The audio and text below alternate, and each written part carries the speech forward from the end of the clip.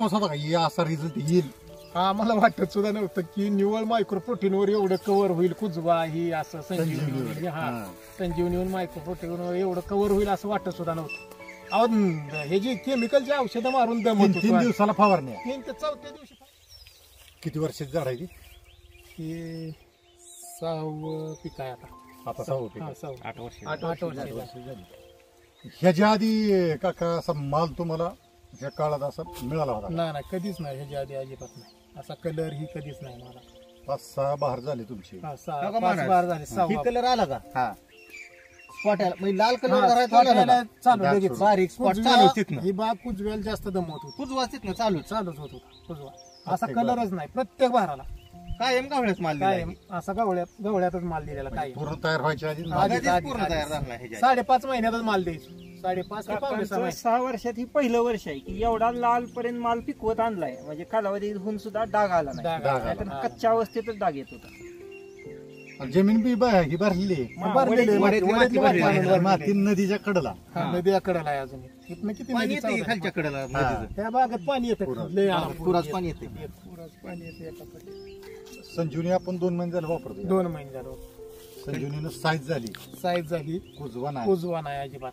Spray घेऊन महिना 6 महिने झालं का? कशाचा? केमिकलचा घेऊन जवळजवळ 6 महिना झाला.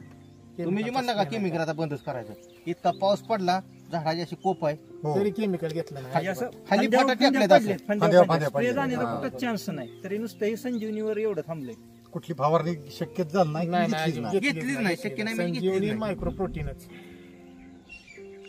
संजीवनी मायक्रो प्रोटीन वापरल्यानंतर म्हणजे तुम्हाला काका आधी विश्वास होता का असा रिझल्ट येईल?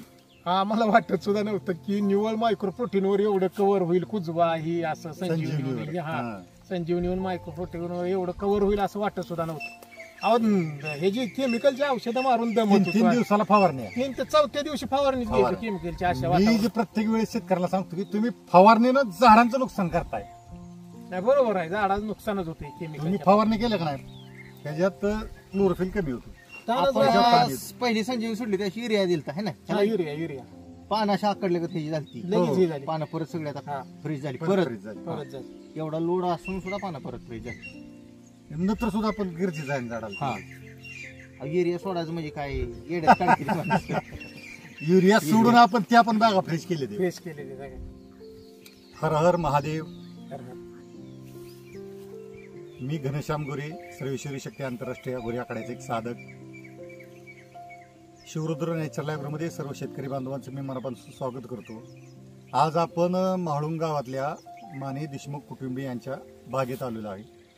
आणि या फॅमिलीच्या कुटुंबाचे 7-8 बागा त्यांच्या मित्रपरिवाराच्या इथे बागा आहेत. आणि ही बाग ती 2 दिवसात द्यायची म्हणून आज आपण या बागेचं व्हिडिओ शूटिंग करतोय. तर ह्या बागेचं वैशिष्ट्य असं की हा जवळजवळ 7वा-8वा बहार आहे. आणि या बहारात एकही बहार त्यांना फळ पक्व करून मार्केटमध्ये नेता आला नाही. मग सुरुवातीला त्यांनी संजीवनी मायक्रोप्रोटीन वापरायला सुरुवात केली. त्यांना रिझल्ट दिसला. त्याच्यानंतर त्यांचा विश्वास बसला. मग मी त्यांना सांगितलं की इतर फवारण्या तुम्ही काहीही करू नका. पण त्यांनी फवारण्या बंद केल्या. एकतर झाडं अशी एकावर एक फांदी असल्यामुळं पूर्णपणे अशी वाकलेली आहेत. आणि मालाची फळांची संख्या प्रचंड आहे. आणि गाळाची माती आहे. नदीच्या कडेला आहे. तरी सुद्धा बागेवर कुठल्याही प्रकारचा डाग नाही. कूज नाही. प्रत्येक बहार त्यांचा कूजमध्येच काका जातो. कूजमध्ये जातो. कलर यायच्या कलर जायचा. आता 7 महिने बाग टिकली. 5.5 महिन्यात 5.5 महिन्यात बाग उतरत द्यावी लागत. पण ह्या काळात तर कंटिन्यू ह्या पावसाळ्यात तर कंटिन्यू महिना पाऊस आहे. पावसाच आहे कंटिन्यू. एवढा प्रचंड पाऊस कंटिन्यू असून वातावरण खराब असून सुद्धा बागेत कुठे डाग नाही. लाल भडक फळ आहे ती. आता फोडून खाल्लं तर चव सुद्धा म्हणजे साखर सुद्धा त्यात चांगल्या प्रकारे उतरली. तर शेतकरी बांधवांनो निसर्गाच्या सानिध्यात राहावा. काकांनी सुद्धा शिवामृत तुम्ही वापरले का? शिवामृत वापर 10 दिवसाला कंटिन्यू शिवामृत. तुम्ही हळूहळू निसर्गाकडे चला.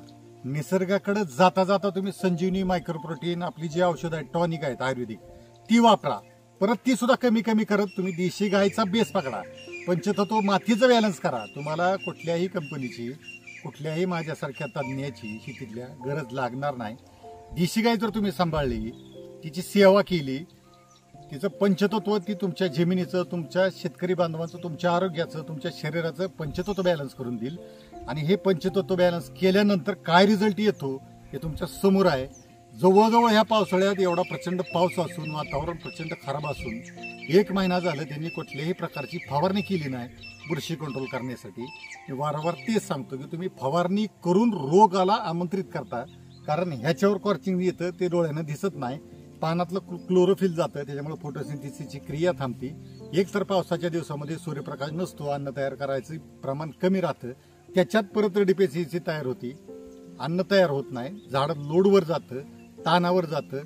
जसं की एखाद्या 1 टनाच्या गाडी असती गुड्स कॅरियर माल वाहतूक करण्यात, त्याच्यात आपण 1.5-2 टन भरलं आणि ती जर चढायला लागली तर इंजिन घायला येतं आणि गाडी बंद पडती. तीच परिस्थिती त्या झाडाची होती.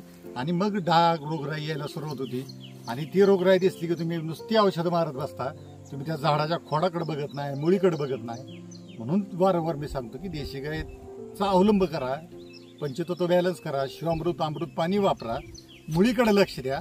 खोड, माझं झाड मोठं आहे 2-3 कॅरेट टाकली पाहिजे हे चुकीचं आहे. तुमच्या झाडाचं खोड केवढं आहे त्याच्यात अन्न साठा होत असतो आणि तेच तुमचं स्टोरेज असतं. फांदी, पानं, हे बारक्या काड्या हे स्टोरेज नसतं, फक्त खोडात स्टोरेज असतं. खोडाचा अंदाज बघून तेवढा माल ठेवा. काका तुम्ही परत थिनिंग केलं 2 टन माल परत काढलाय. 2 टन माल 2 टन वेळा माल काढलाय, काढला. हा. 3 वेळा. पण ती सुरुवातीला काढायला पाहिजे. सुरुवात शेवट काढायला पाहिजे, अजून साईज वाढली असती ती चूक झाली हा. आमची. सुरुवातीला काढायला 2 टन माल काढून सुद्धा आज झाडावर 200 फळं आरामात आहे. 2 कॅरेट माल आहे अजून. 2 कॅरेट सहज एका झाडाला निघते. किती माल आहे बाय किती असं पसरलंय ओळखू येत झाड नाही. भरपूर, आत माल भरपूर आहे. लय माल आणि आहे. आत माल असून कुजवा नाही, अजिबात डाग नाही त्याला कसला. आत आहे सगळं आत माल आहे आहे. माल ते सगळं. फवारणी तर बसतच नाही. बसत नाही ते, असं पलती झाली पाट. हा, हा, हा. हे शेवटी कुठं आहे बरं का, सगळे येते कुठं निसर्गाकडं. तुमची मातीतला पंचतत्व बॅलन्स झालं, अग्नी बॅलन्स झालाय. सगळ्यात महत्वाच्या मातीतला गाळाची माती. गाळाच्या मातीमुळे डाग येणारच काका.